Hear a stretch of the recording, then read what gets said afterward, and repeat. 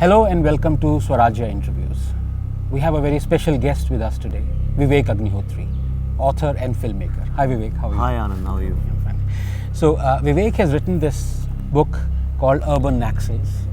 This charts out his journey while he was promoting his film, Buddha in a Traffic Jam.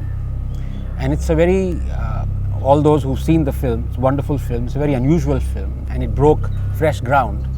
And I'm sure this book will too. So today we have Vivek with us to answer all questions related to specifically this book, as well as this phenomena called Urban Naxals, because I think right now in this country, no one has talked about more on this phenomena of Urban Naxals and popularized the phrase, if I may, than Vivek himself. So let me begin by asking Vivek, what brought you to collect your experiences in a book form after you'd actually done the film on it? See, honestly, I never thought I will ever write a book. But there's a gentleman called Hari Kiran. One day he told me, Vivek, you had these experiences, why don't you put them in a book form? I said, but I don't have time, I'm making a movie and all that. He said, just spend 15 days, if you think something works out, then you write that book, otherwise forget about it. And so I went to Goa and spent some 15-20 days. And when I started writing the book, initially which was supposed to be only my experiences about the film. But then I realized that in that 1 year or 2 years, especially active struggle and 4 years of passive struggle, the way I observed India was very unique to me. And I found my passion about understanding Indian society and the Indian complexities. So if you read the book, you'll find that... So it was, sorry to interrupt, was it the observations that were unique or the way you went about observing? The way I went about, which was unusual? Yeah, observation many people have, everybody has a different observation. It was unique in a way because that time I didn't realize, now I do realize that it was a very edgy, it was living on the edge, you know, that kind of a struggle. And when I say India, especially the youth of India, where they are, and I came to realize that most of the people talk very intellectually about campus politics and about the leftist politics. People have an idea, they think, acha, ye log, they don't like India, so they are like this. But I went very deep into it, I kept studying and I said, what is the fulcrum, what is the center, what is making these people do all these kind of activities? So I think in that context, then I said, no, it's important because nobody has ever written a book on this, except for Rajiv Malhotra, who has done on Breaking India, but it's a much larger thing and more in context of Hindu philosophy and more Hinduism. I had nothing to do with Hinduism. My thing was purely about India.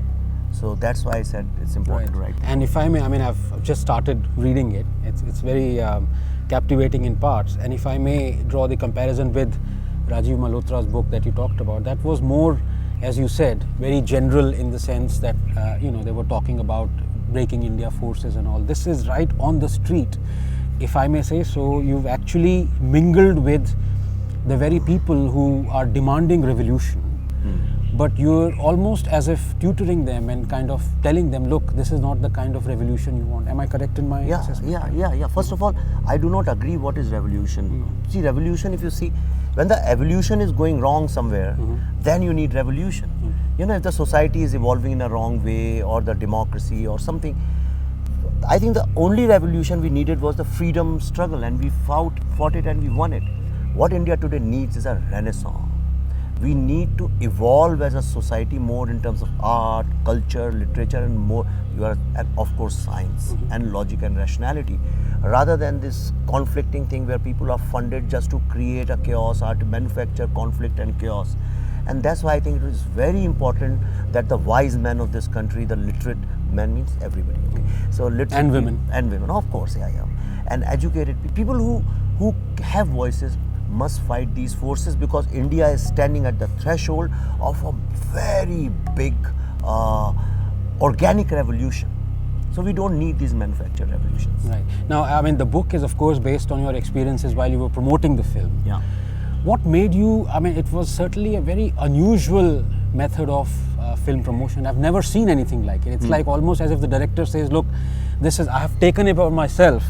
I don't need any advertisers. I am going to go, I'm going to walk on the streets, I'm going to go to the camp. How many campuses did you visit, by the way? Was About it 45. 45 campuses. And by the way, dear viewers, we are in JNU, which was one of the campuses that possibly triggered, So tell us about your last visit to peaceful JNU.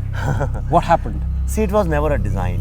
The thing is, there's a background to it. The problem is that this film was not getting released. And I had given up hope and I said, okay, it's a canned film. I got busy with some commercial film, with T-series, some love story and something like that. Then one day I was sitting alone, I had no work and I said, why do I have to depend on the traditional distribution system? Just because you call it a film, it's shot on camera, but ultimately it's a story. So why don't I take my story and to its desired target audience, which is the students in universities. So I wrote to Professor Ira Bhaskar in cinema studies, and the best in thing, JNU. of course, I mean the first screening has to be in JNU. Why not? It's a political film. There is a lot of left and right conflict here. The film is about that. The film talks about the nexus, which is inspired more or less from JNU.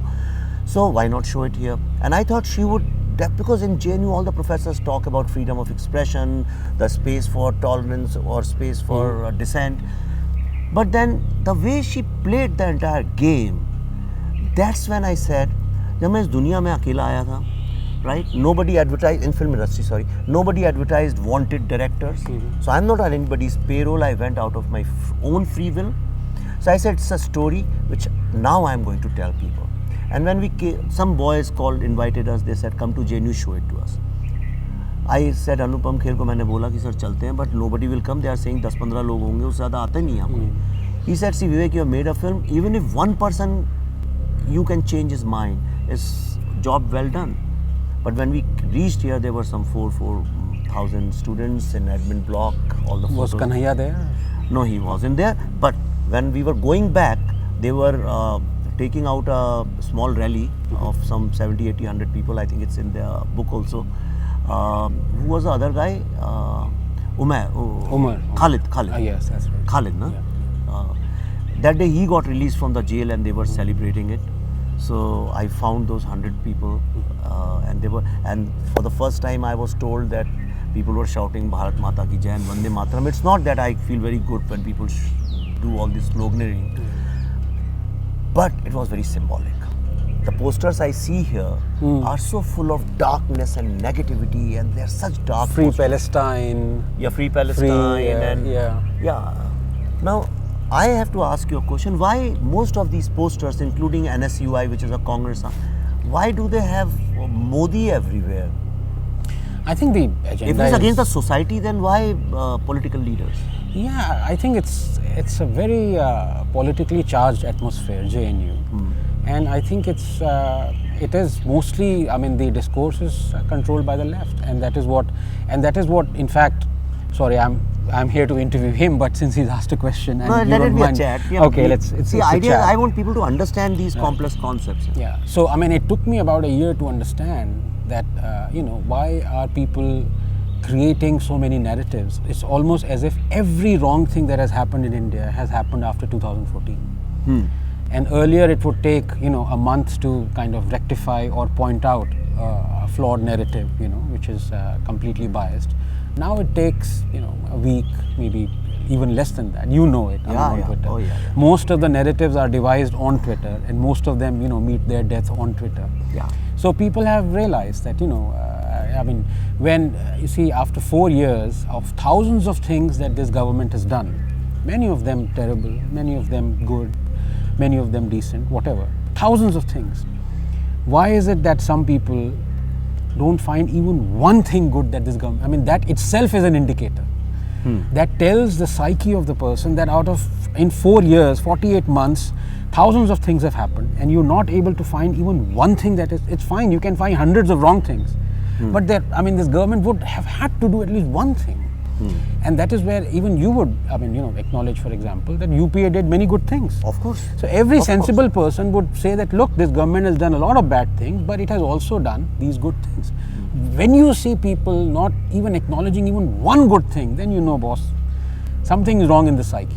then it's fine. I mean, you get all sorts, Yeah. So then you jump to Rasam, Bharatnatyam, then people are finding fault. I think Wire has found fault with even what Rathore, this Fit India thing. That was very mean, I think. That was absolutely mean. And finding fault with khichdi, I think the most harmless thing in this world. Yeah.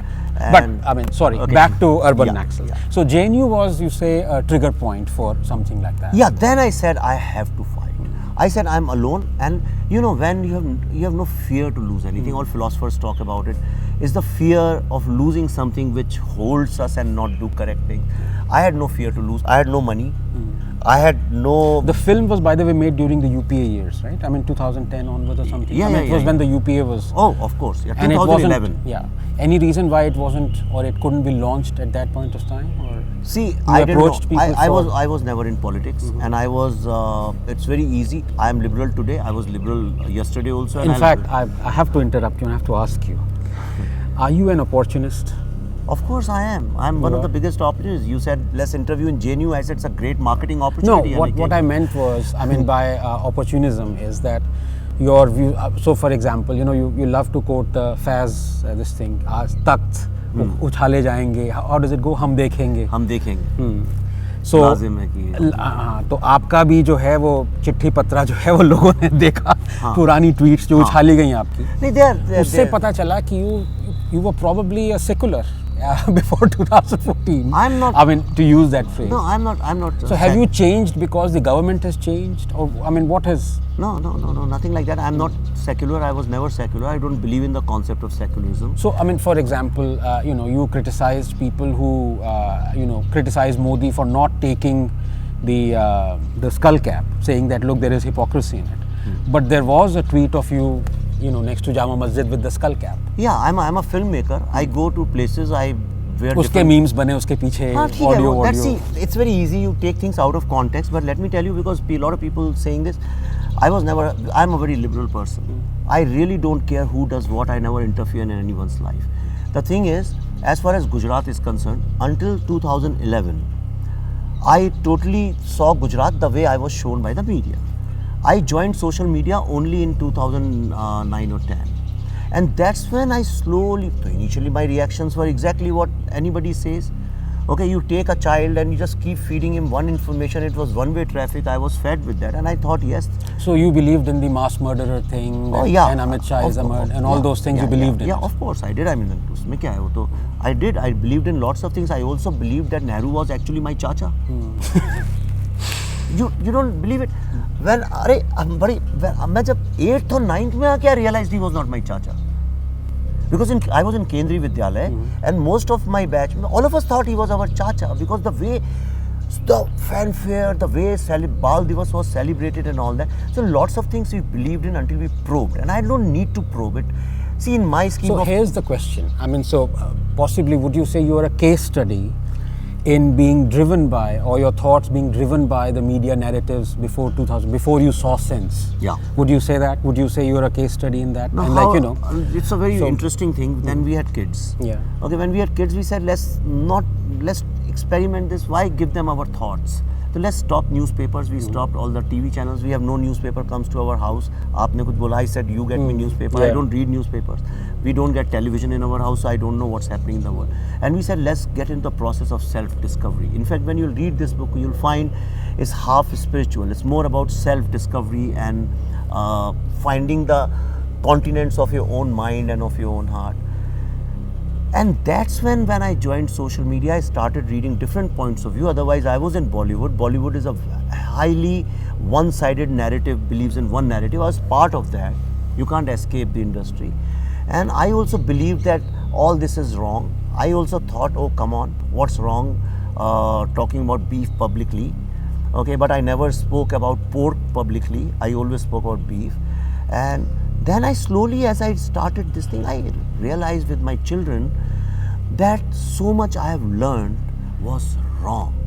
Not because it was wrong, because it doesn't help my life. How secularism helps me. India is the only country in the entire world where you have to deal with different religious beliefs, religions, castes, languages, financial, economic strata. No, not even one day you can spend without interacting with them. who can be more accepting society than us? We are the most diverse and accepting society.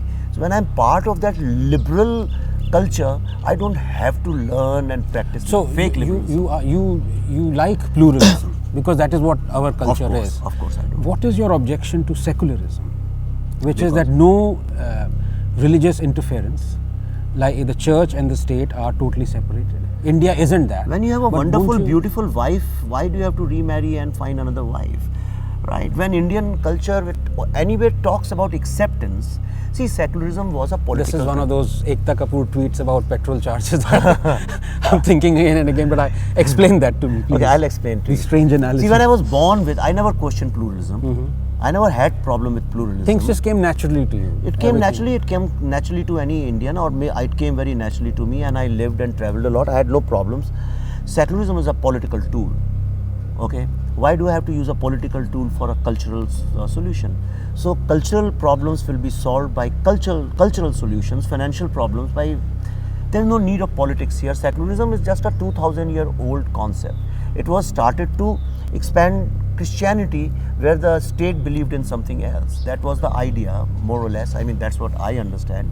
Secularism is not a natural social phenomena. It was a manufactured thing to propagate something. India had no issue like that. Our Hinduism, the entire culture is based on the belief that there can be too many ideas and thoughts and nothing is right and nothing is wrong. Tattvamasi, atom ki jo quantum physics ka jo hai, when you are there, you are not there. So then I realized it was because my school, my college, my education forced me to believe that once you say, yes, I believe in secularism, you are a better person. It's not like that. When I accept all these people in my real life, why do I have to say I'm a secular? So here's the question. Would you find it acceptable if India were to be declared as a Hindu state? I will have problems. You will have problems. I'll have now problems. Explain that. Okay. On one hand, you say that Hinduism is all accepting. Okay. Hinduism is this. On the other hand, you are saying that you'll have problems if India were to be a Hindu Rashtra. Now what happens is the minute state, the constitution says you are a Hindu Rashtra, it's forcing me to believe in something by law. Right? I am talking about Hindu culture. I am not talking about Hindu state.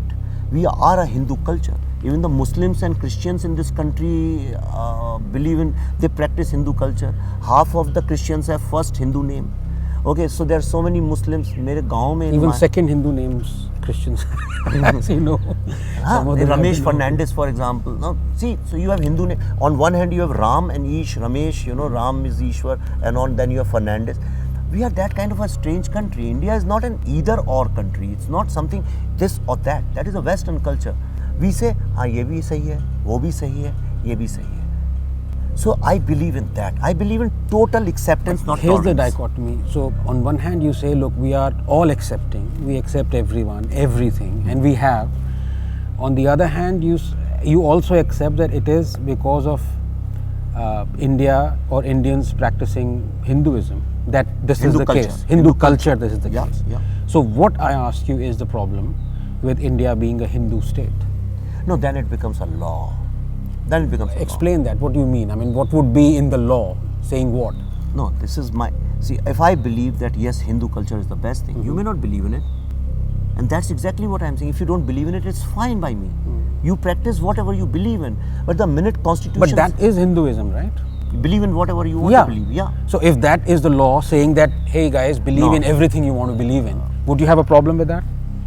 Of course I'll have a problem. I don't want... Even with that? I don't want law to dictate what people should believe in. That's why I'm against putting secularism in that, because law is... And that's where Ambedkar said. No, Ambedkar said it, and I'm going to have this argument. Okay. Ambedkar said in Constituent Assembly, after you questioned me, I went back and I've researched. And I put couldn't it in find the quote. There is no quote. I have the paper with me. Okay. I'll show you. And I put it in my film just to put it on record. You know what he said? And he said a great thing. He said, you cannot put socialism in the constitution because socialism can be a policy of a party. It cannot. Tomorrow, if the future generation wants something new, they want a different policy. Yeah, of course, I agree with that. And that's why he disagreed. But your tweet was different. I mean, your wordings of quote unquote. But anyway, that's separate from the thing. But what I want to get back again is that you have just accepted that you have no problem in India being a secular state, because that is exactly what it is. If a What law is secularism, I'm asking you? is total separation of religion, church and state, total separation. But we don't have it now because, I'm sure Mahatma Gandhi's vision kind of forced a lot of people who were forming the constitution to have religion in it. So there are about half a dozen articles that are based on religion. Let me ask you some uncomfortable question now. This entire Dalit politics now, okay, that is related to Buddhism now.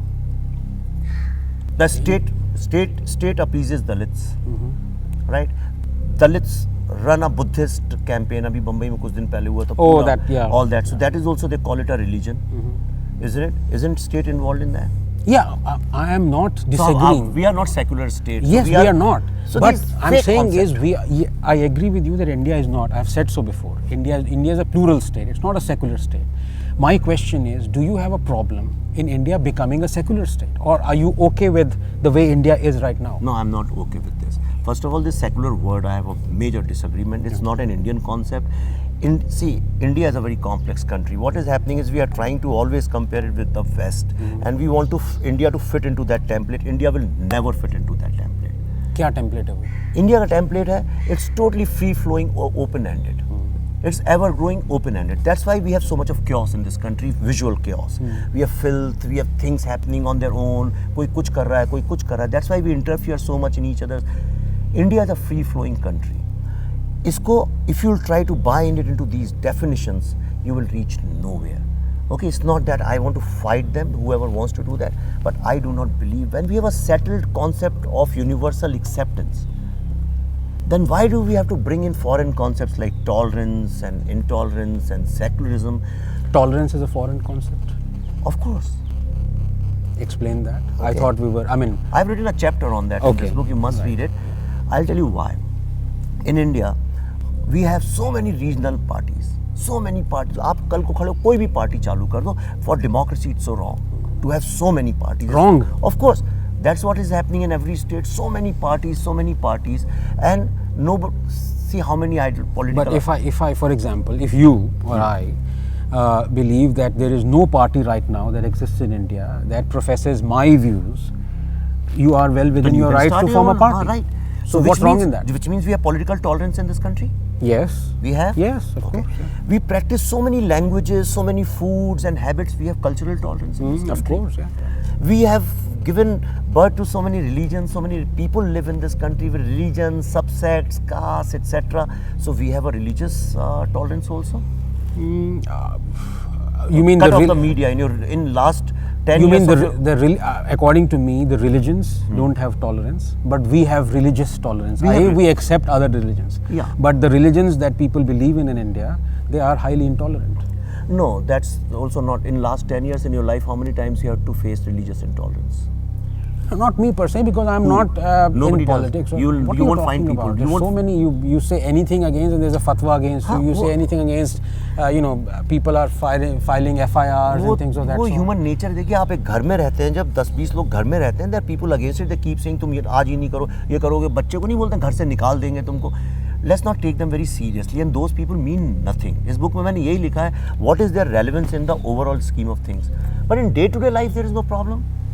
So we have a sort of a religious tolerance.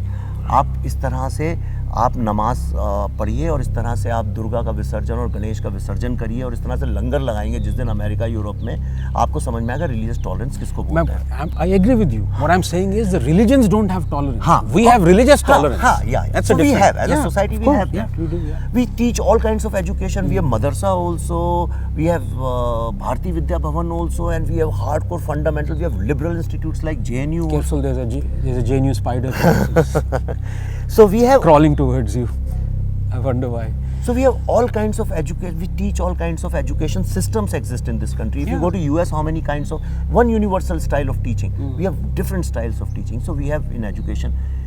I am saying in almost every field, people can say anything they want to.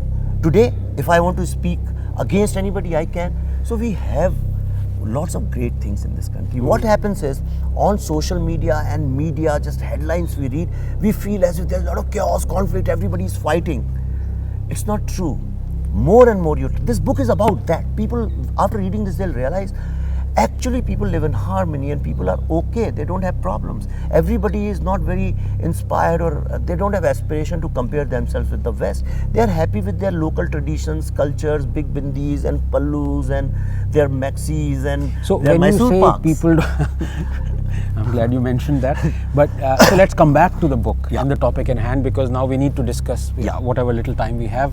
You and me can talk for days, you know. One weekend we can talk non-stop. Yes, I know. Yeah. About urban Naxals. Yeah. Now you have a problem. So let me begin by saying that you don't have much problem with this government right now. I have. You have? Yeah. Can you quickly tell me what are the problems you feel, or what are your issues with this government? See, it's a very delicate thing. I mean, I have two problems. You're not. I mean, at least you'll be honest in accepting that you're not very critical of it on social media. Yeah, I'm not critical for it, for the simple reason because social media, I want to tell it very honestly, I use social media as a marketing tool for my ideas, my experiences. I don't use social media as something where I'm intellectually going to gain something from somebody, or I'm going to... Now, that can be interpreted differently. Sorry to interrupt, because when you say marketing, you say, well, you're not honest with you are honest with your views on social media. Of course, I market my ideas. Yeah. Osho marketed his ideas, Buddha marketed his ideas, Krishna marketed his ideas, Gandhi marketed his ideas, Gandhi did with Harijan and all. No, I mean, just clarifying that what you tweet, you are honest about it, Of and course. those are your ideas. You're not just saying it for some marketing purposes. No. There's a difference, no? Yeah. I'm not marketing Otherwise, somebody people else. will believe that whatever Vivek says is, he basically doesn't believe in it. See, I want this country to understand, if you aspire to be a superpower, you cannot be a superpower without marketing yourself. So this is all bullshit and crap that, marketing means what? Marketing simply means that somebody needs something, you have to reach that person, take it there. Okay, now the problem... अच्छा, आपने जो marketing करी अपनी film की, are you willing to make it public how much you spent on it? Maybe a minuscule amount, wasn't it? It was just traveling to various places. I can easily... I had 2 lakh rupees.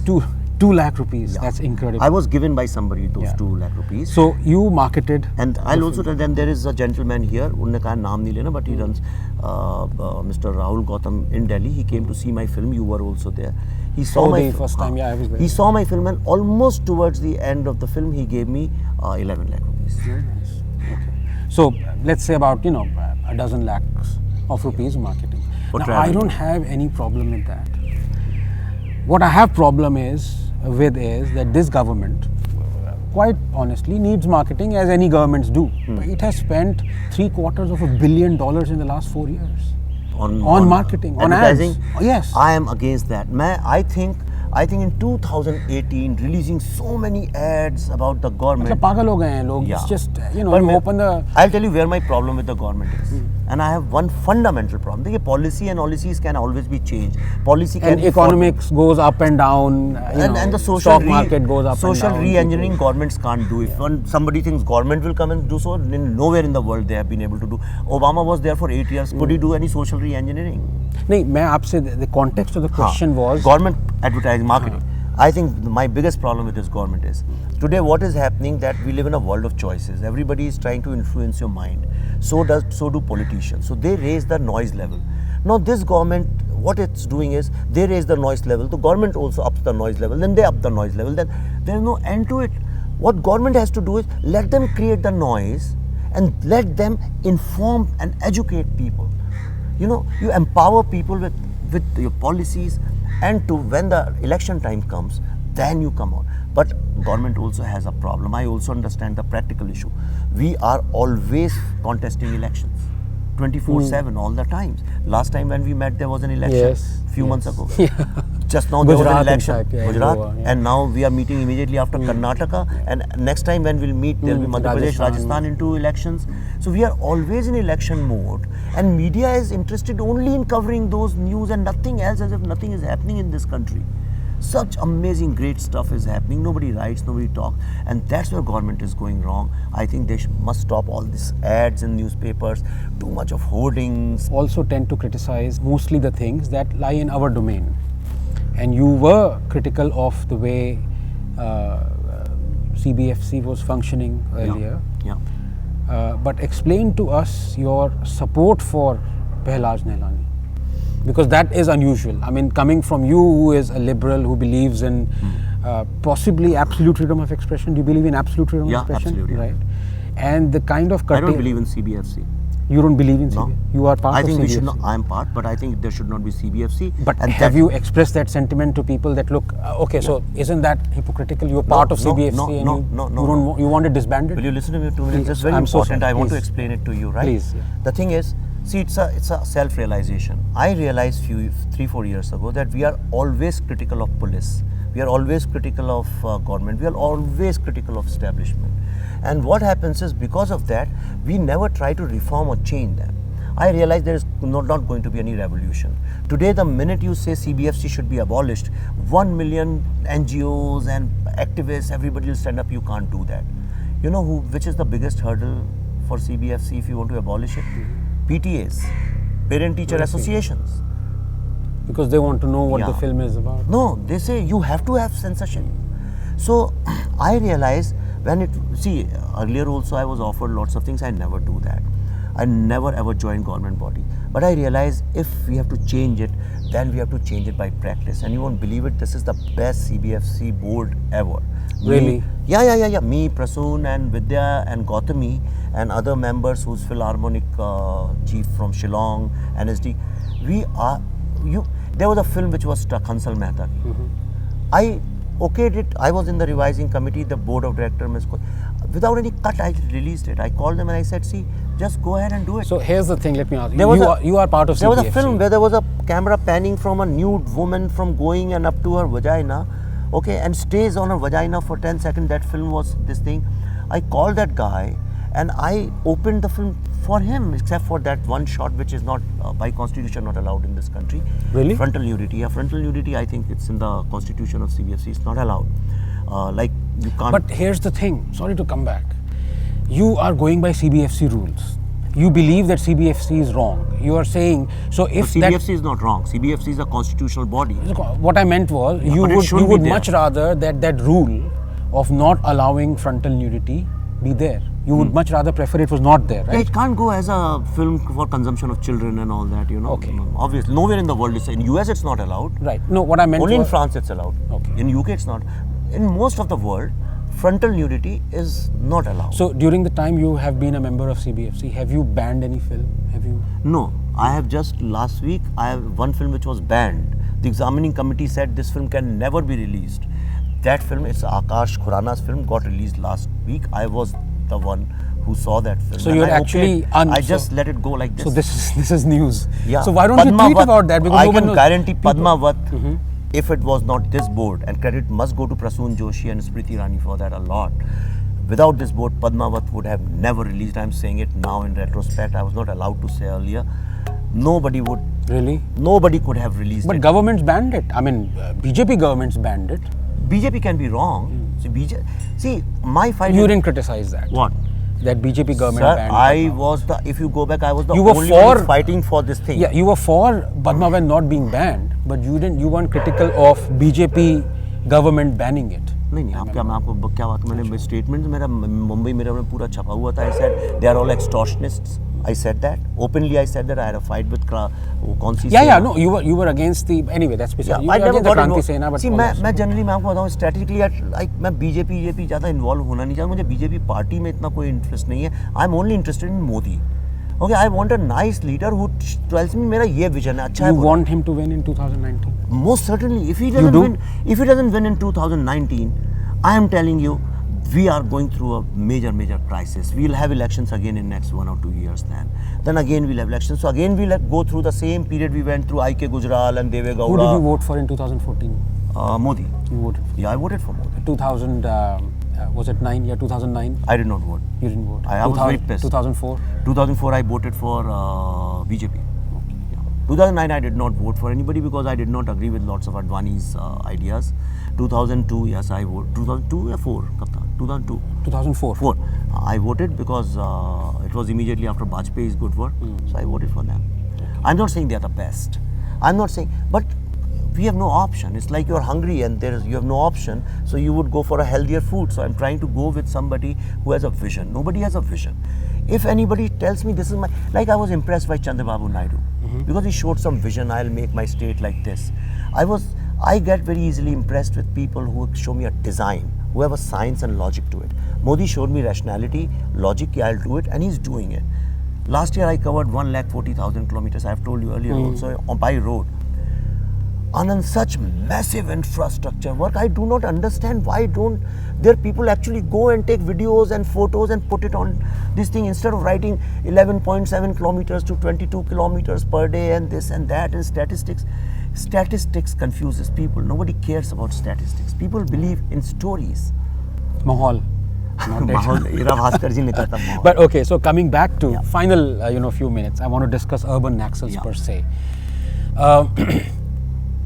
What is your objection to someone non-violently professing support for Naxalism? I mean, urban Naxals, they're not violent, right, per se. Are you saying the person who's supporting? Yeah. But so somebody in JNU, for example. But they're supporting violent people. Yeah. What's wrong with that? Okay. Yeah. I'll tell you what. If you are a free speech absoluted, if you are for complete freedom of expression. So I'm not killing them. They are still speaking. I've not banned them. Why do you object to that? Okay. Now, 7, 8, 10 people with guns enter a Adivasi house, pull out their 1 year, 1.5 year old child, take a big hammer, not the hammer we use for nails, the big real hammer, break the skull open, cut the stomach, take the intestines out, put them in fire, and then dance around that fire and celebrate in front of the parents. Okay? No, hang on. This is not fictional. This is true. Of course. And when they killed these Congress leaders, when Vidyacharan Shukla got killed, do you know how they celebrated that? By taking out the intestine of his son in front of the father and burning a bonfire and celebrating. So those are Naxals doing it. But I come back to this question. So anyone who supports them. Yeah. Okay, now urban Naxalism, let's understand. Yeah. So what is dangerous about it? You see, you can support, you can be a psycho. I'm saying is if people support those kinds of people, they're psycho. Okay. But are they the only psychos in the world? There are people who support Godse as well. So you can say why I'm not against serial killers and why these. Okay. Reason the whole point is. See, okay. IG Kaluri in Chhattisgarh, Bastar, who now he's in some other post, he fought these Naxals.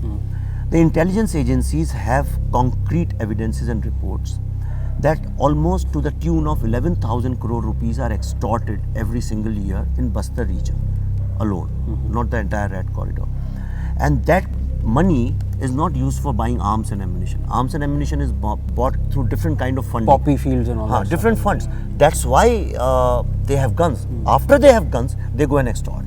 So they extort 11,000 crore rupees. Now this 11,000 crore rupees is being used to fund urban Naxalism.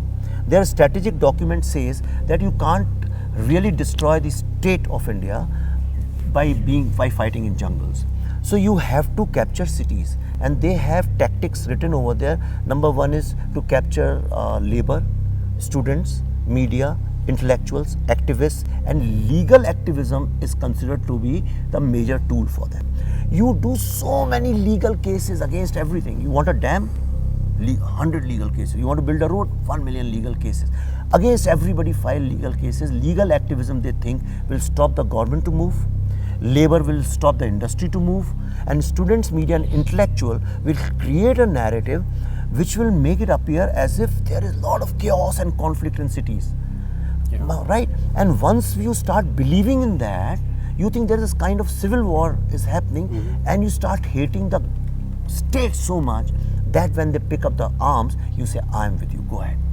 That's what Kejriwal also tried to do. We realized. No, Vivek, I understand. I understand where you're coming from. My question is more philosophical. Okay. So, maybe I didn't explain it properly. The whole point, what you just repeated as, the money that goes on into serving the urban Naxals.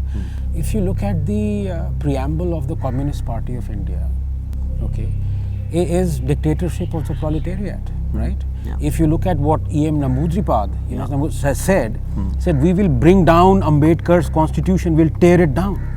They still believe in that. They still believe in that. And yet, so would you want them to be imprisoned? Ambedkar on the other hand? That's it.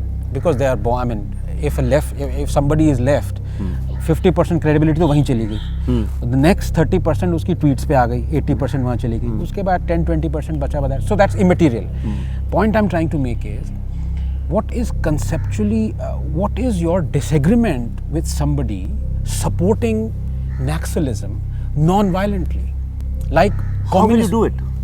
How is it possible? By writing books. Can you support IS by people do it? So do you have objection in of course, if tomorrow I find out that you are using IS money to publish your books and you are using IS money which is being extorted by killing people and all. Okay, that is wrong. And for your activism. Right.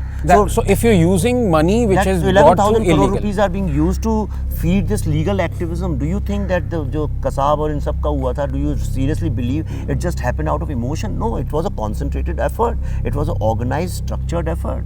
मतलब उसमें भी urban Naxals घुस गए थे. That is वो तो I urban thought Naxalism. RSS की साजिश थी जो 28/11 अटैक हुआ. No, I mean Digvijay Singh said so, right? Yeah. That's fine. So ये जो आप देखते हैं भाई, आप But देखिए. okay, so can you? I want you to name, because बहुत हो गया. You know, we are talking round the circles and all that, and for a long time, I think probably you won't disagree with that. Name 5 urban Naxals, चलो. Okay, मैं आपको बिल्कुल हाँ, मैं name को them. जानी, पर ये हायरार्की में है. ओके, एक वो लोग हैं जो who are creating chaos and conflict in narrative. One who create chaos and conflict in administration. और ये JNU में आके मैं इनसे नाम उगलवा रहा हूँ. मैं बिल्कुल नाम JNU के ही नाम बता देता हूँ. नाम बताने पड़ेंगे. मैं शहला रशीद, कन्हैया, उमर खालिद, ये Mevani, all these people. See what, and Prashant Bhushan and all these people, what they are doing is Nandini Sundar and Arundhati Roy and all. Media में कौन है? See, मीडिया में I would like देखो, to. अब ये घबराना नहीं चलेगा यहाँ पे. मैं आपको बताता हूँ, मीडिया में क्या है, बड़ी ओवरलैपिंग है. मीडिया में एक तरफ जर्नलिस्ट हैं और एक तरफ मैनेजमेंट है. मीडिया में कोई Journalist की जर्नलिस्ट बात हैं कर- जो अर्बन Naxals हैं? Vivek, I would this consider. is you're supposed to be absolutely true to your word. Okay, I would say what Ravish No, I mean, I Kumar, would what first Ravish say- Kumar is trying to do these days, Yes. disguised as intellectual and concerned about the society and मैं तो गरीब पत्रकार हूँ and all that. The minute somebody says मैं तो गरीब पत्रकार हूँ, मैं मुस्लिम हूँ, मैं दलित हूँ, समझ लीजिए कहीं ना कहीं वो एक अच्छा, इस बुक में मैंने लिखा है lots of people are part of urban naxalism indirectly without even knowing about it. जैसे आज राइट विंग का एक मूवमेंट चल रहा है, बहुत सारे लोग उसमें जुड़े, उन्हें कुछ मतलब भी नहीं मोदी जी से कि वो क्या चाहते हैं, उनको पता भी नहीं है, वो सिर्फ इसलिए जुड़े हैं because they hate the other party. So I am not here because I hate the other party. I've been a Naxal myself. Hello, stop press. You haven't read the book. Yeah. No, I mean, I'm reading it right now. The book so says can you that. repeat that? You There's have been a whole- Naxal? Yeah. You were a I Naxal? have burned buses, gone to jail. I have thrown stones at Vidhan Sabha. I was influenced by my professor, and that's how the film came about. And that's the book is all about. That it's a journey of a person who was a communist at heart, who read only Faiz and hated Indian writers. Vivek Agnihotri. Somebody who Excuse me, no, this needs to break the internet. Vivek Agnihotri, who is now supposedly, avowedly a Modi Bhakt or a right wing or whatever, considered as that, was a Naxal, was a communist, wore Che Guevara t-shirts. Of course, Yeah, I did. of I made photo bhi hai mere paas. Believed in Mao. Yeah. Burned Not buses. Mao. I never believed in Mao. I believed in Pol Marx. Pot? Marx. अच्छा, Marx. You believed in हम Marx. Marks की generation वाले तो हैं. भैया ऐसा वो दिन कब आया जब विवेक अग्निहोत्री ने कहा, जैसे ना मतलब when did it dawn on you? What the hell were you doing? 2012. That's too late in your day, Yeah. bro. Yeah. That's like very late. Yeah. क्यों? I don't know, because I was very comfortable in that materialistic. I was in advertising and I was in. I mean, normally they say filmmaking. if by 25 you're not a communist, you don't have a heart. If after 25 you are a communist, you don't have a brain. So this thing dawned on you when you're like late 40s. No. But what happens is after you finish your college and everything, and luckily I went to US to Harvard and I saw capitalism and I understood, and I didn't like capitalism so much that I can stay back. So I came back. There was some socialist in my heart. I came back. I was in US. I remember Rajiv Gandhi won. Everybody said now India is going to change and modern vision, and I came back to participate in that process. But it never happened. That broke my heart. Then VP Singh came, I supported him. That revolution failed. It broke my heart. And then I quit. I'm reading politics. So here's the $1 million question. And then Kejriwal came and I supported him. That broke my heart. Every sensible person supported Kejriwal. And every sensible person has now rejected Kejriwal. Yeah. Right? Now, but the point is, would you foresee a day when you could switch back again to being a Marxist, to being a Maoist, to being a worshipper I'm a forward-moving person. Why will I go back to the You hell? won't. So No. you've totally, completely rejected it for eternity. Absolutely. You're never going to become a Marxist again. Absolutely not. Okay. Never ever. Right. Because I've understood that this world today is moving because of new ideas, not the state. And communism has failed everywhere. Why buy a failed product? It's not going to help anyone. And it's not that I'm a very pro-capitalist and I say कि everything should be. I'm not against. Now my mission is. अभी आप बीच में मतलब अटके में मतलब you are like for farm loan waivers, you are I for don't believe subsidies. in farm No. loan waivers. So you're not a socialist then. I'm not a You're not. socialist, but I'm not a materialistic also. You know, capitalism is good as an economic policy, but the byproduct of capitalism is that in no time, it makes you believe only in the external and we forget about the internal. Spiritual. हाँ, internal means like family, ये आप बहुत सारी चीजें relationship. Mix कर रहे हैं मतलब you're mixing economics with spirituality or No, something आप that उसको spirituality बोल रहे हैं पर मैं कह रहा हूँ जैसे for example the first thing capitalism destroys is the family structure. Now I don't know right now. I'm not a sociologist. I don't know how social reform, but I think that our family structure should be preserved. It should not be destroyed. I think that is India's biggest strength. Nothing is better about India than our family structure. But if you look at urban areas in big urban metropolitan cities, this slowly that structure is also going through a major change. by family structure you mean that husband and wife should stay together. Husband, wife, children, other relatives, you know. So you are against triple talaq. Of course, I am against triple talaq. Yeah, it's not that I'm against divorce, but I'm against triple talaq because it doesn't give any freedom or empowerment to a woman. But it's, yes, I am. So, okay, final couple of questions. We were talking about this Urban Naxals and we somehow haven't yet talked about this Tukde gang. You, I mean, almost every time you feel like criticizing Urban Naxals, you bring in this Tukde gang. क्या है ये? कौन है इसके gang members कौन है? ये टुकड़े है क्या? And why are you against this tukde? See, I have my own. First of all, do you sincerely believe that there is indeed a tukde gang in Of India? course. It's not that. I do not believe that Kanhaiya actually wants to seek India ke tukde ho jaye. But it's a strategy to create chaos. You start questioning everything.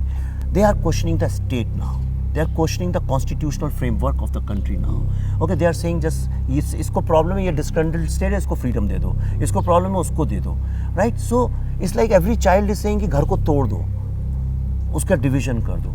तो वो तो एक टुकड़े तो अर्नब गोस्वामी ने किया हुआ है. पर मेरा जो But by the way, I mean, you know, one thing we have to clear, especially because not just because we are in JNU and I'm from JNU, but the fact is that no JNU wala ever shouted those slogans. That you have to clarify. Yeah. There were people from outside who had come. Yeah. So no JNU. Yeah. But then the people. But uska abhi, if you see the, I mean, of course, they might believe in secession, seceding, and all that. I mean, they're like, for example, they don't consider Burhan Wani a terrorist and all that stuff. But they did not shout. But they did not also condemn it. Yeah, that's a different matter. That's a different. So their intentions were. Their intentions might be that, but they're not. आप BJP के खिलाफ क्यों नहीं बोलते हैं विवेक? तो मेरे intention clear, कितनी भी उसको intellectualize करो. So you are yes, against. I support the party. So you are against टुकड़े, obviously. Right? Anybody अब should मुझे be. अब ये बताइए, and you want Modi to win 2019. Yeah. अब ये hypocrisy देखिए, अब ये जो बंगाल में हुआ है, panchayat elections. Did you know that BJP was in cahoots, was supporting a party that is supported by Maoists? अब इस पे आप क्या कहेंगे? That's question number 1. Yeah. Question number 2. ये कश्मीर में क्या कर रहे हैं PDP के साथ? 10,000 stone pelters को इन्होंने clemency they the. Same BJP you want to win in 2019. ये क्या है? अब ये पहले first question टुकड़े जो अभी and I can show you the Hindustan Times report. You're right. Yeah, and you know that. Yeah. BJP is supporting Like the party that is backed by the Maoists. Like Srinagar, पहले कश्मीर पे बाद में आएंगे. पहले ये बताइए. ये टुकड़े को सपोर्ट कर रही है बीजेपी. जी हाँ. देखिए सबसे बड़ा प्रॉब्लम हमारी कंट्री के साथ ये है. The first that there is some systematic problem, which is that nobody today in politics and all over the world, not only in India, in modern politics, nobody cares about policy. Nobody cares about that this is my policy and I'll stick to it. It's only about sustaining the power. Everybody needs power and has to sustain. नहीं, that's goal shifting. Goal post shifting. नहीं, मैं आपको आ रहा हूँ, but I'll answer you the way I am going to. I'm not a scientist. नहीं, so please. Okay, तो ये एक सिस्टमैटिक प्रॉब्लम है and every party becomes some time और द अदर बिकम बीजेपी ने मायावती के साथ भी किया हुआ है जैसे कश्मीर में पीडीपी के साथ अलाइन नहीं करना चाहिए था What you think that's wrong? Of course, because it's confused me. Forget about other people, uneducated voters, right? तो अब यही तो $1 million क्वेश्चन यही है. जैसे मुझे कर्नाटका में, I was so hoping that BJP does not even claim to form the government. They have to. One party has to say, it's not about power. Okay, you have not given us full majority. We are sitting in the opposition. You guys go and fight and do whatever you have to do. But every time it appears that everything is only about capturing power और उसके लिए दुश्मन का दुश्मन भी दोस्त होता है इसको हम लोगों ने morally justify कर दिया politics में, right? And BJP is as much part of it as anybody else. So I told you I don't care about BJP anywhere in the country. I only care about Modi. No, ऐसे नहीं चलेगा. ये नहीं चल सकता. तो क्या करूँ मैं वोट नहीं दूँ? नहीं तो क्या आप क्या you want मतलब how is Modi and BJP are totally intertwined? Of course they are, but then Modi is leading. It's like the engine is running. Some bogies are bad. Doesn't mean I'm not going to board the train if that's the only option I have. No, you mean to say that BJP supporting the Maoists in Bengal, Sir, on one BJP hand, supporting PDP in Kashmir has gone without the knowledge of Modi? How is that possible? Of course. So Modi has agreed, right? Yeah. Then? Yeah, he's agreed. Yeah, but sir, I'm not going to, just because he has given 2 wrong answers, I'm not going to disqualify him from my. ये hypocrisy. इसमें hypocrisy कैसे? There is one train. टुकड़े आपने किताब लिखी है Urban Naxal पे. There is a train. टुकड़े आपकी जो जिस पार्टी को आप कह रहे हैं कि वो आए पावर में बिकॉज़ वोट देंगे 2019 में. मैं तो NOTA, I'm always nota. Really? You don't vote? Always, yeah. Never voted. No, I've said it openly. I vote every time, and I always press nota. But that's a different matter. That's it. मैं ये कह रहा हूँ कि but I vote. I'm not a nota person. I vote. Of course. So I have an option. There is a train which has no engine, only bogies. And there is a train which has an engine, lots of good bogies and couple of bad bogies. So I decide, I say, okay, I'll give, at least this train will take me somewhere. This train is never going to take me anywhere. I know, but that is like devil in the deep blue sea. Yeah, but don't you understand? The same party on, I mean, you wrote this book, you detest Urban Naxals, you detest Tukde gang. And the party you want to win, Kurt, because you want Modi to win, is supporting these guys. Where is your, I mean, अगर आप लोग नहीं उठेंगे कहेंगे कि क्या कर रहे हो तुम लोग यार, कौन कहेगा? वो तो चलती है, इंजन तो चलता जाएगा. Then चेंज कहाँ से आएगा? चेंज तब आएगा जब आपके हमारे जब लोग रिजेक्ट करेंगे कि BJP we will not allow you. हाँ, पर वो कब रिजेक्ट करेंगे? जब वोट नहीं देंगे. पर आप वोट देंगे और आप उन्हें रिजेक्ट करेंगे या तो सब नोटा दें या तो सब लोग डिसाइड कर लें इस साल हम नोटा देंगे. And it's a good idea. It's not if you want let's start a campaign. My dream is that NOTA wins an election. Let Nota win an election. Psychologically, that would be, you know, what. But anyway, what see, but you see what I'm trying to get at. Yeah. But I hope I'm not being rude. No. I'm just trying to, pierce out. No. You are the only person I discuss politics with. You have never seen me discussing politics with anyone. Yeah, I know. Okay. But ये dichotomy क्या है कि आप वहाँ पे मतलब कहते हैं कि ये stone pelters देखो ऐसे ये बदतमीज लोग हैं, ये इनको मारो, इनको हैंग. पूरी बीजेपी सपोर्टर्स कह रहे हैं hang these guys, okay, from the nearest lamp post. वो 10,000 उनको क्लेमेंसी दे दी. नहीं, पर देखिए जैसे मैं यहाँ टुकड़े के साथ मिल गए. जैसे मैं अपनी बात बताता हूँ. On one hand, I don't want anybody to censor any book or poetry or art and this thing. Yeah. And I'm on the board of CBFC. Okay. But this is my life's this thing. I realized once I became 50, I realized that it's impossible in this lifetime. You 50? Yeah. You don't look a day older than 55. So I'm sorry. Okay. When I turned 50, I said. Okay. So I may be 60 also. So what I'm saying is, so I realized it was a very conscious. I was in US and I got a call from the ministry. Would you like to be on this? And I said, give me time. I refused so many times. But I said, in this lifetime, the only thing I can do, at least make CBFC move in that direction. Right? So you have to make your country and society move in that direction. If your child is totally a defaulter and he's failing all the time, at least you can help him move towards passing the exam. So you can't expect him to get the first division in the next. You are a progressive. I'm a progressive. Who is willing to compromise on the principles for the greater good? What principle? What is the principle of principle which party? यही है. This is मेरा principle. I'm fighting them. Right? I'm going to Calcutta on the 2nd and 3rd, and you will very soon see I'm fighting them there also. So I'm in my individual capacity. I'm fighting them. Okay. But I told you there is a train with an engine and train without an engine, or 100 engines. Okay. So I don't want to get. As far as I am concerned, it's my personal choice. Now I have a question to ask you. Please. Okay. But before you do, I just want to get this because I think it's very relevant. There is this rascal on Twitter called Cool Funny T-shirt. He's a legend. And his pinned tweet, which is very relevant to what we're discussing, Your is hypocrisy. very honest. Yeah, he says, I follow some people just to see how their hypocrisy Is better is than different from my hypocrisy. Yeah. Right. और ये मैंने कल भी लिखा था राहुल रोशन को, right, that their death threats are bad, our death threats are good. It's just built, I mean, the whole system is built on... Yeah, so like if a death threat to me when I make Mohammed and Urvashi is fine by everybody, death threat to Modi is fine by everybody, but death threat to Rana Ayub is really UN human rights come in, and this bullshit about human rights, let me tell you, Bastar, all these people talk intellectually, nobody has actually gone. I have never met any journalist by, don't mean these 20,000-30,000 rupees salaried guys working scorching it. I mean these people in Delhi, Lutyens Delhi, nobody has gone. Before I forget, ये आपने जो नया शुरू किया है, why do you condemn elitism? What do you know? Because elitism in India means beneficiary of Congress corruption. At a drop of a hat, you are calling people elitist. Let me tell you, everyone who is called an elitist loves being called an elitist. You told me earlier also. Yeah, I've told you. So stop calling. They are mediocre people. They're not elitist. They are the beneficiaries Elitism of is Congress something corruption. which is refinement. It is something that you've read so much. Of course.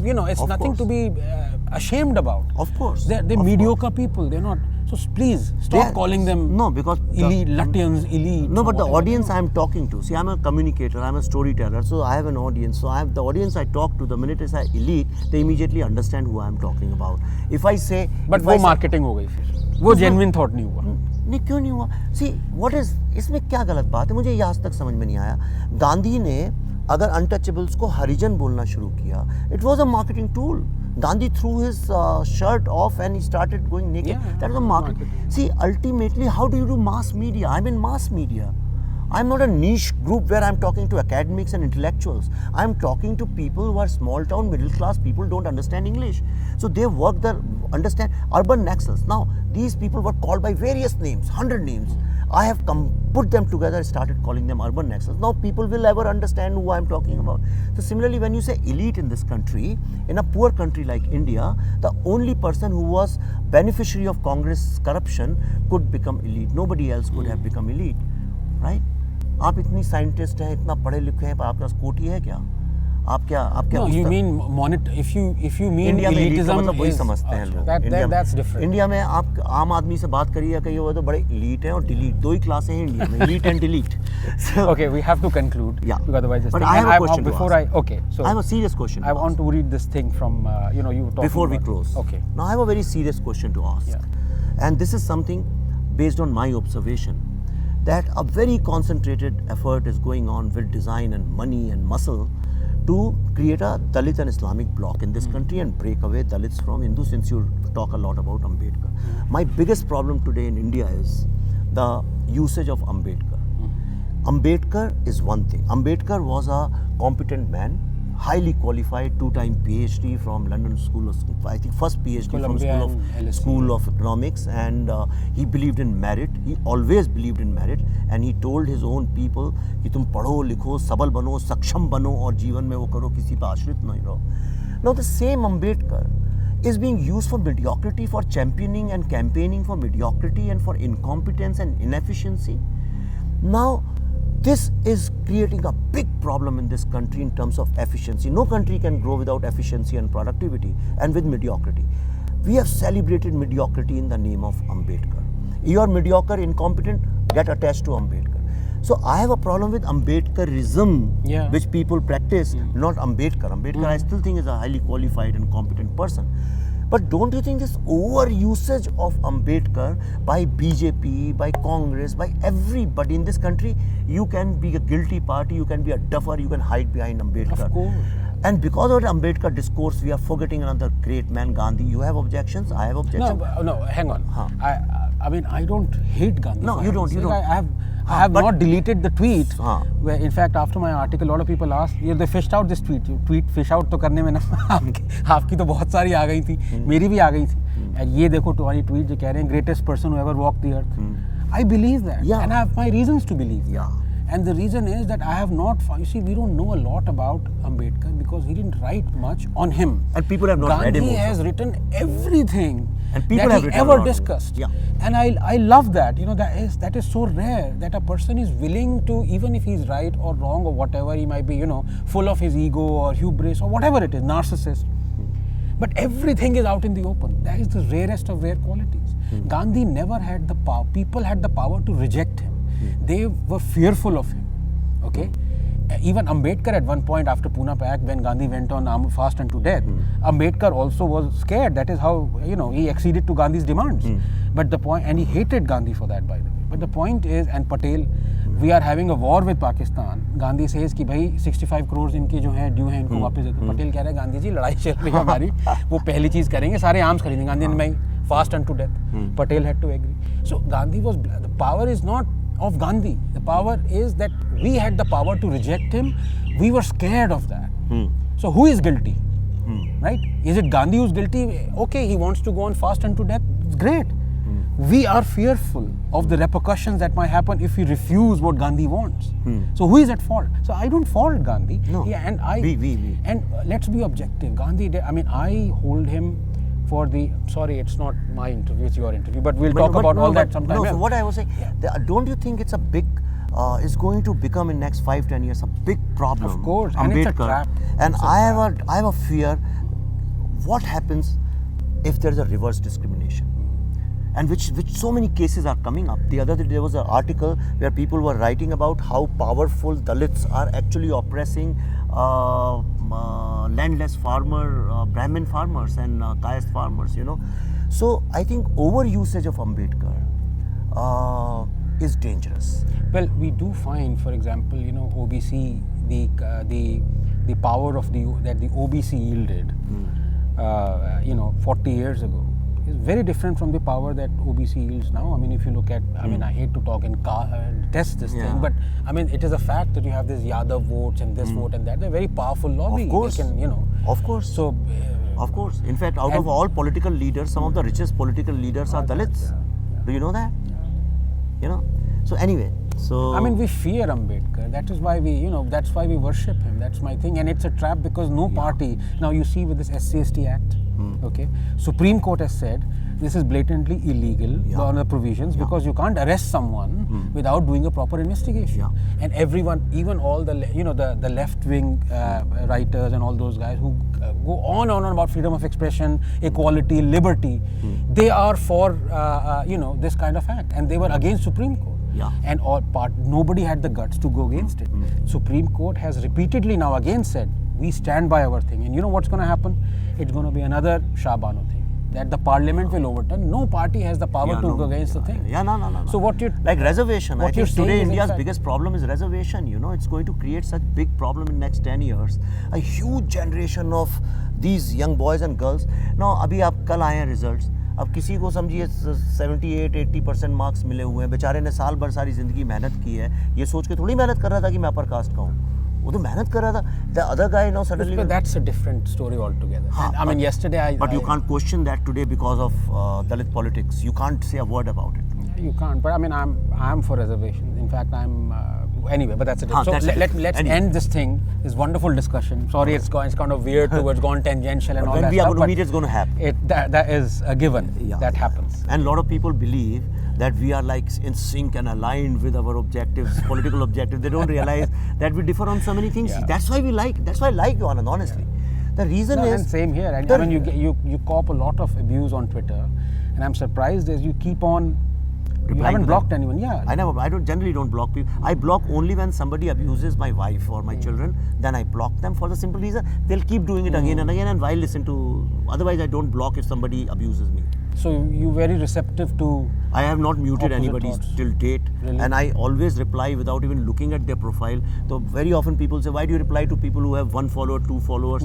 Now suddenly I realize that most of them actually are bots created by Congress IT cell, like BJP did earlier. Now they are creating bots. Then I said, what's the point replying them, because that guy is not replying back. So he's just one-way traffic. So I don't reply to some people, but I always, you have seen. But you like social media, you like Twitter, you like being on Twitter? Yeah, right now. As of now, But I have a feeling that after my film Tashkent Files is released, these are 2 missions I had taken.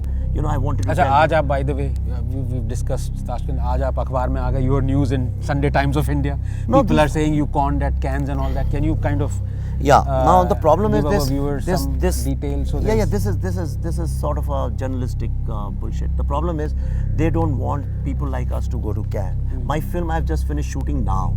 How can I screen my film in Cannes? When we have not edited, how is it possible to screen the film? Like we are doing interview, is it possible to put it on Swaraj? No. My film, since we had a lot of international inquiries, so we made a screener, which a lot of people do, and it was screened in Marshdu Festival. Screener is like a trailer or something? It's a longer trailer, which tells everything about the film. And Cannes Marshdu Festival is the market, which is the biggest market in the world. And actually that is why Cannes Film Festival is Cannes Film Festival. They don't understand these stupid people. So they also show films and festivals and all those things, but it's the market where all the activity happens. My film was there. It got a standing ovation there. There are pictures and videos of that. And then Government of India invited my film to put it, and for the first time this year, Government of India featured 4 regional films. So, and this lady is, did she care to get your... yeah, she sent me an email, which is here. She Sonam Joshi. Yeah, she sent me 4 questions, which How I replied. filmmakers spin stories. She asked me 4 questions, So, which I mean, replied. the reason why I Listen asked to me, what- no. yeah. I replied to 4 questions she asked me. She not even mentioned that she just picked up one line which suited her narrative. So these are the people who create a narrative. Their problem is how this small town Hindi speaking guy who abuses us can be. अब ये फिर आप इस पे आ गए. Sir बिल्कुल सही कह रहा हूँ मैं. आपको ये पता ही नहीं. आप समझते ही नहीं वो politics. You are no. Why do you go back again and again to your root? They are not important. They are important. You are not under. They slot you. I mean, though people will slot you. कह रहे यार ये तो यहाँ से आया है भाई क्या है ये? See, that's ये वही that चाय वाला thing. Why do you need to say all that stuff यार? No, it's important. You're not. You are. But that is the reason. See, listen. This is what is happening. This is politics. You're going to Cannes. You're But not. I'm some see. Mufassil town where you're screening in on a bed sheet. You've done that in Jadavpur also. We did. See, when our film is officially listed in Cannes book. It right? was. It is. So you should have told her, no? Then I told her in the email, but she never reported. Now that's why I'm saying why they hate me. Because look at the people who are defending her narrative. Who are those people? They are Anupama Chopras. Anupama Chopras represent a certain class of people. People who are not like me. Because I'm making a film on Lal Bahadur Shastri. I'm making those kind of things. They call me Sanghi because I do that. I speak in Hindi, give speeches in Hindi.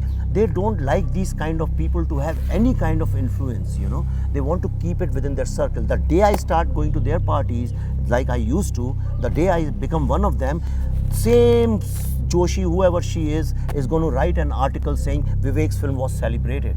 The day Anurag Kashyap fights with these people, they will start writing the same thing against him also. So tell me, this is how the politics. कभी ये मन नहीं करता एक बार मैं let me go back and let me become them. Who? Because I will get all the press, I will get. But I was them for a long time. You don't want to. No, I don't want to. I don't want to for the simple reason because I had no growth. If you see, look at my films, Chocolate, mediocre film, Goal, mediocre film, Hate Story, mediocre. I'm mediocre. आप अपने आप ही कह रहे हैं. हाँ, themes. No, because सभी वही करण जौहर भी वही बना रहा है, फरहान अख्तर भी वही बना रहा है, Rohit Shetty. Everybody in Bollywood is making that. Even people like Shyam Benegal also became part of the same system. Great Prakash Jha, who was making such wonderful, great films, he's also started making mediocre films. So you don't want to go back to. Why should I do that? So I was not growing as a person. I'm 50 plus now. This is a vanprasth की उम्र आने वाली. It's my time to self-actualize myself. So I'm discovering Indian stories. I discovered this story. I've discovered Shastri. Now I'm working on Chanakya. No. Oh, for last 6 months I have 5 boys who are doing research on Chanakya, and I'm not looking at the mythological and the Hindu cultural part of Chanakya.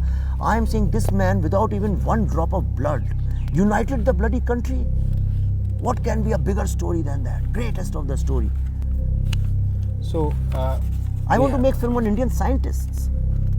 So your book begins with bloody fascist Brahmin go back. Yeah. Right. This was told to you, shouted at you. Yeah. So are you a fascist? No. No. Are you a Brahmin? By karma, yes. Okay, but you don't believe in. You're not. My children don't even know. You're not Janehudhari. No, मेरी family में कभी किसी ने. My father was a rationalist. In our family, they believed in khadi. And they believed in Gita, that's it, and Vedas, and they believed in no religion, no ritual. So I we have no God's photo or picture in our this Right. thing. I have Buddha, yes. Okay. So before we end, I would love Vivek for you to just read this thing. It is written by Kosi, who was a surrendered woman Naxal commander. And I think that's very fitting. If you could kindly read this. What she Actually has. उसने हिंदी में बहुत अच्छा मुझे लिख के भेजा था, पर it's translated. Vande Mataram. Your book Urban Naxals about the network of Naxalism in urban areas will strike a blow at the roots of the widespread Naxal movement in the entire country, including Bastar and Chhattisgarh. I am one among those thousands of young women and men who end up being intimidated by people from Andhra, Telangana, running a reign of terror to consolidate power to join their gangs. I am certain your writing will help unmask these Naxal leaders who come from outside. By outside, she means urban areas, and rule over us folk living in the jungle and their white-collar supporters and enablers. This will be a significant contribution to bring peace to Bastar and other Naxal-affected areas. Fantastic. Vivek, on that note, it's been a pleasure Always, talking to you. thank you. One of the reasons I want to come back to Delhi is so that I get to meet you and It's talk. a pleasure, absolute pleasure. Thanks very much.